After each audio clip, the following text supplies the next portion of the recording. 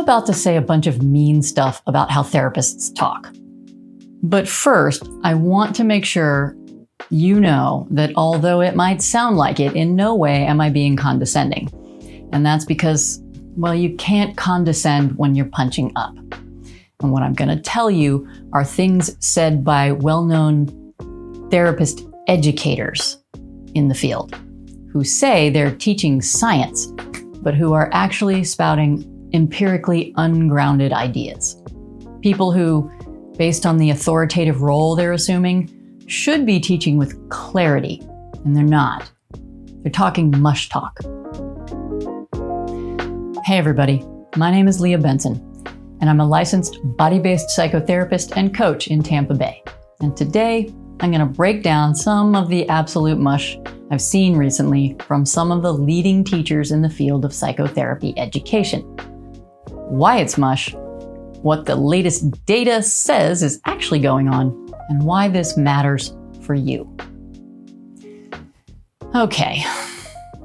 First off, I'll explain what got me all riled up to make this particular video. During my recently scheduled professional development excursions, I heard a bigwig of some therapy association say he wanted to bring the science to all the different modalities of psychotherapy. And hey, that sounded like a proposition I could get behind. Well, long story short, the next thing he said was a meaningless word salad about the avoidance of embodying emotions, emotional blockages, and inefficient brain processing of cognition and behaviors that made absolutely no sense and which would have been fine to say if he hadn't just boldly proclaimed his intent to bring the science of psychotherapy. Strike one. Then, another longtime therapist educator guy went on to say that emotion and the body are more important than cognition, behavior, and interaction.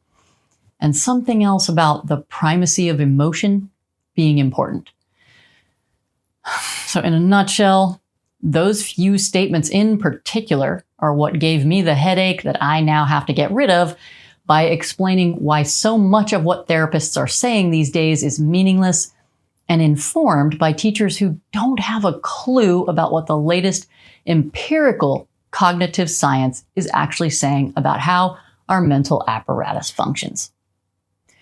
Now, before I go on to explaining why those statements are actual mumbo jumbo from a scientific standpoint, let me be perfectly clear.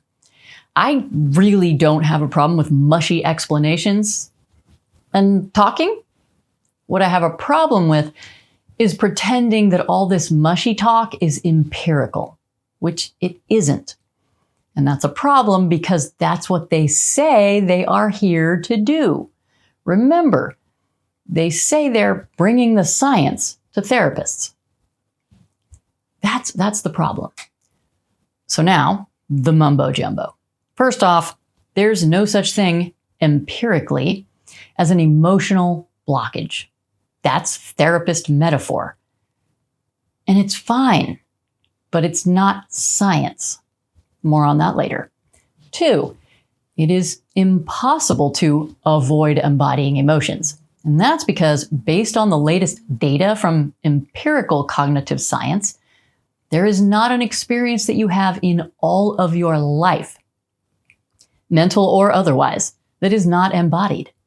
But unfortunately, I think the fella who said that people can avoid embodying emotions maybe doesn't know that an emotion is a cognitive construct or what a cognitive construct is. I don't know. We'll come back to that too. And 3, to say that emotion and the body are more important than cognition, behavior, and interaction, and the primacy of emotion is important, just smacks so hard of a lack of awareness of empirical cognitive science. It's an embarrassment.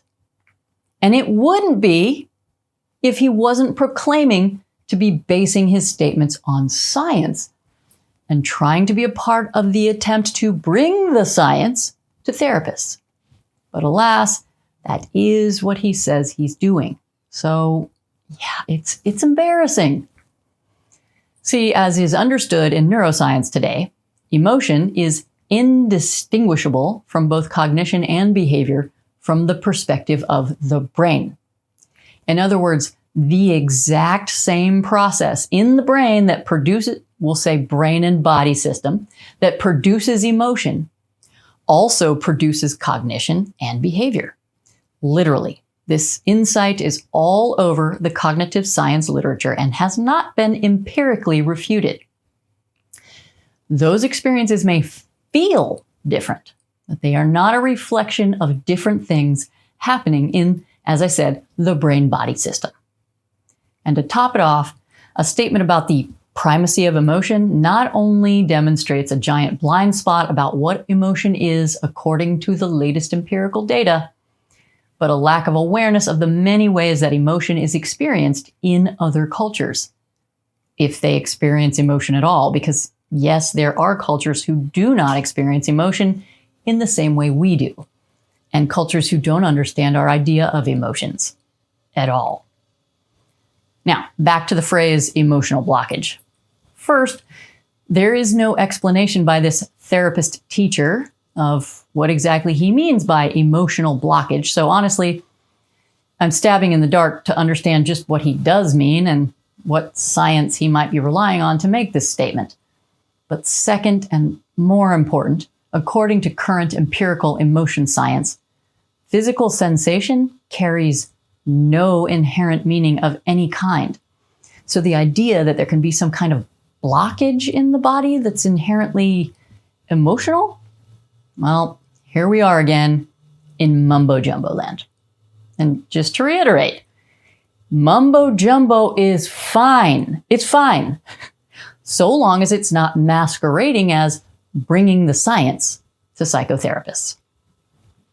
All right, moving right along. Here's why you can't avoid embodying emotions. As I mentioned, there is not an experience in your entire life that isn't embodied. Every experience you have in life is an embodied process. Nothing you experience exists in consciousness without the sense data coming from your body. Nothing. So to insinuate that one can avoid embodying emotion means that one doesn't understand the empirically derived idea of a cognitive construct. And to be clear, a cognitive construct is something called a conceptual categorization. And those aren't just words. There's like tons of papers that explain what a conceptual categorization is. Anyway, a conceptual categorization is three things. One, it's composed of three things. One, sense data coming from the body. Two, sense data coming from the world. And three, past experience. Some call these cognitive constructs schema. That's an old word for it. And these constructs were described as transference by the guy who started the whole psychotherapy thing in the 1880s, Dr. Sigmund Freud. But whatever they're called, whatever you call them, you're dealing with the aforementioned three things. Sense data coming from the body, called interoception. Sense data coming from the world, called exteroception. And past experience, known nowadays as your generative model in the cognitive science world, and conceived of by Dr. Freud in tripartite as the id, the ego, and the superego. Now, what does that mean for you? Well, it means that no matter what you call your conscious experience at any given moment, whether it be thinking, feeling, mood, sensation, emotion, affect, attention, perception, memory, imagination, top-down processing, bottom-up processing, felt sense. I mean, like I said, whatever you call it. And I really mean like whatever you want to call it, doesn't matter. It's irrelevant what you call it, because any way you slice it, the exact same thing is happening in your brain or your brain-body system, no matter what you call it. And that thing is the process of conceptual categorization. Everything else, all those things that we call it, are just colloquialisms and therapist mumbo-jumbo that we use to explain our lived experiences to each other with some clarity. And what that means is that If anyone is talking to you about the science of psychotherapy and is making statements about emotions and mental health that don't reflect an understanding of what I just explained, well, they are full of horse feathers. They're not bringing the science to anyone. They are simply attempting to seduce you into seeing a scientific veneer on their unempirical mumbo jumbo. And I say, it needs to stop. Because sure, anybody can say whatever they want about how the mind-body system works and explain how they think therapy methods work. But that does not mean that what they're saying is scientific. And in this case, it simply isn't. It's uninformed, unempirical, and vague. A therapist educator who says, it's emotion that determines every aspect of cognition and behavior in every moment. And I'd like to broaden the definition of emotion all the way to just feeling good or bad, is demonstrating a blatant lack of awareness of current cognitive science and isn't bringing the science of anything to anybody, much less to all the therapy modalities. Scientific sounding words are not a reflection of empirical cognitive science, and they don't make mushy, incoherent metaphors any more scientific. They just make therapist educators seem like they're trying to pull the wool over your eyes.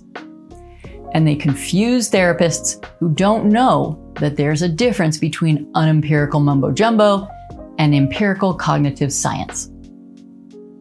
And that's it, guys. Now you know. Sciencey sounding things you hear coming from therapists might not be empirical science at all. So don't fall for the hype. It's not science that makes your therapist any good anyway. It's actually how much of their own therapy they've had and how good they are at helping you figure out how to get out of your own way so you can enjoy life. Because that's what really matters. So, with all that said, I'll see you next time.